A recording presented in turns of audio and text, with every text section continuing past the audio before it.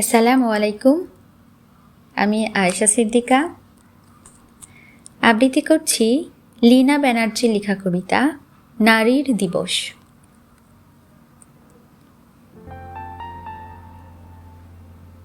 ধুর মা, সকালের কফিটা এমন বানালে না, পুরো দিনটাই খারাপ করে দিলে।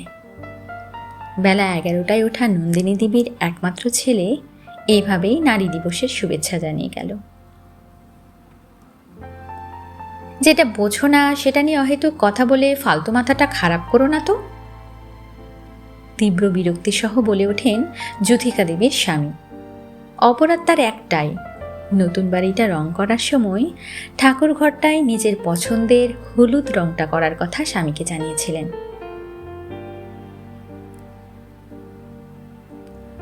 গরম নিছক পাতলা আর গায়ের রংটা শ্যামলা হওয়ার কারণে আজ নিধির 5 নম্বর সম্বন্ধটা ভেঙে গেল।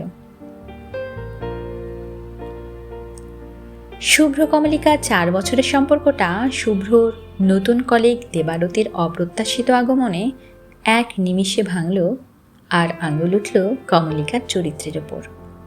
নিশ্চয় মেয়েটারও দোষ আছে।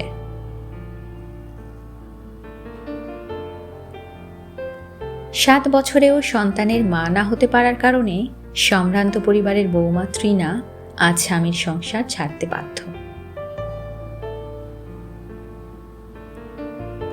এনাদের মতোই আপনার আমার সংসারের সাধারণ মেয়েদের নারী দিবস কেটে যায় রোজ রোজ। সিজার করে সন্তানের জন্ম হলে মাকে শুনতে হয় আমাদের সমাজে মায়ের নাকি সেই সন্তানের ওপরে টান নেই। পিরিয়ডসের প্রথম দিনের চূড়ান্ত যন্ত্রণা নিয়ে আপনার স্ত্রী আপনার জন্য রান্না করলে সেই রান্নায় নুন কম ঝাল বেশি খুঁত ধরে বসেন আপনি। পরলৌকিক কাজে মেয়েদের অধিকার দমিয়ে রাখে আমাদের সমাজ। কন্যাদানের মতো হীন নিয়মকে যারা পেছনে ফেলে এসেছে তাদের নিয়ে সমালোচনা করা বা মেয়েদের এই করা সেই করা, উচিত অনুচিত জ্ঞানের বাণী ত্যাগ করে আসুন।